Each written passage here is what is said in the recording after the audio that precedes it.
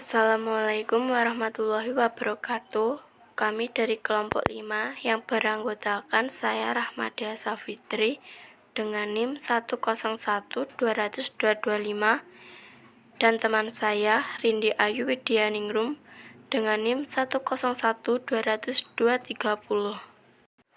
Di sini kami akan mempresentasikan tugas kelompok yang berjudul Pergulatan Politik dan Hukum Islam pada Masa Reformasi. Pergulatan politik era reformasi. Gerakan reformasi yang terjadi di Indonesia pasca runtuhnya rezim Orde Baru pada dasarnya mengandung dua dimensi dinamis di dalamnya. Yang pertama, terkandung upaya perubahan pada tatanan lama yang otoriter, korup, dan tidak berpihak kepada rakyat. Yang kedua, adanya upaya penciptaan suatu tatanan baru yang lebih demokratis, efisien, dan berpihak kepada rakyat. Meningkatnya gerakan formalisasi syariat Islam.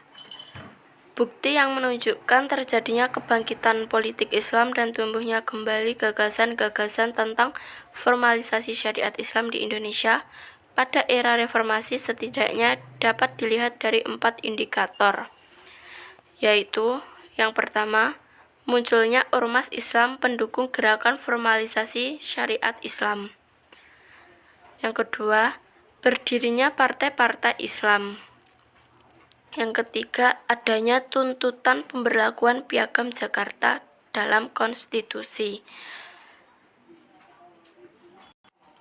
Keempat, munculnya gerakan penegakan syariat Islam di daerah.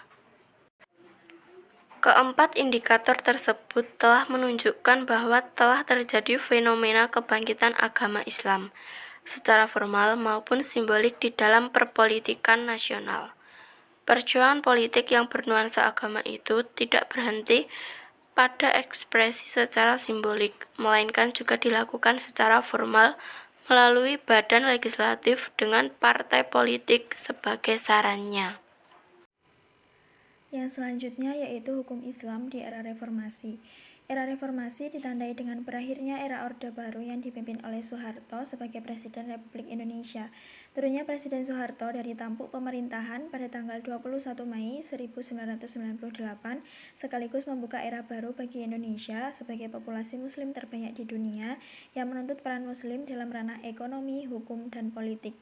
Meskipun hukum Islam tidak berkembang lewat jalur struktural partai, namun hukum Islam pada era reformasi sebagai kelanjutan dari era sebelumnya dapat berkembang pesat melalui jalur kultural. Hal itu terjadi sebagai konsekuensi logis dari kemajuan kaum muslim di bidang ekonomi dan pendidikan.